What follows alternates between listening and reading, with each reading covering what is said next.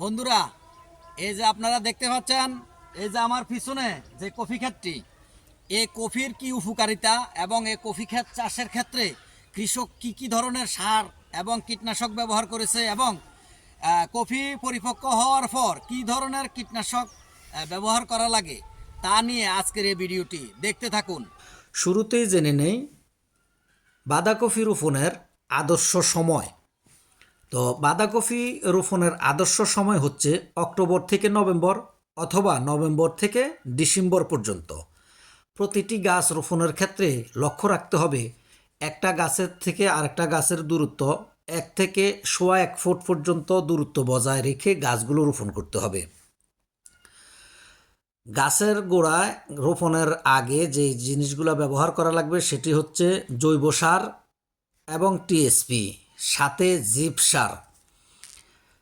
আর লেদা পোকা আক্রমণ মাস্ট করবে, সেজন্য লেদা পোকার বা কাটুই পোকা যেগুলো আছে সেগুলোর জন্য আমরা সাধারণত সাইবারমেথিন জাতীয় যে স্প্রে ওষুধটা সেটা ব্যবহার করতে হবে।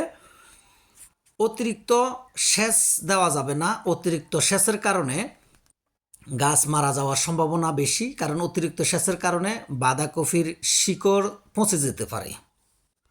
বন্ধুরা, এবার জেনে নেই বাঁধাকপি আমাদের শরীরের কি কি উপকার করে এবং কি কি ধরনের ভিটামিন রয়েছে এই বাঁধাকপির মধ্যে।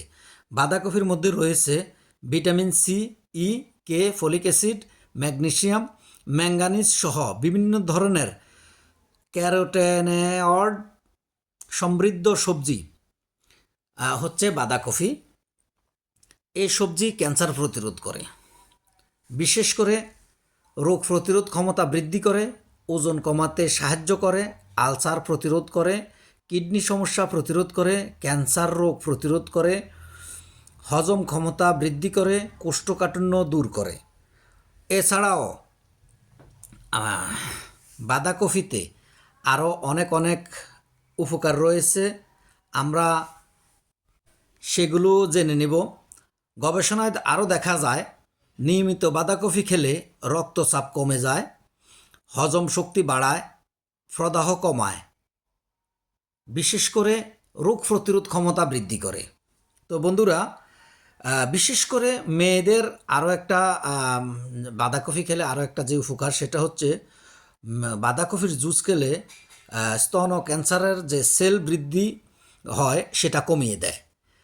তারপরে বায়ুসন্ধির সময়ে নিয়মিত বাঁধাকপি খেলে সেটারও উপকারে আসে। তো বন্ধুরা, আজকের ভিডিওটি এখান পর্যন্তই।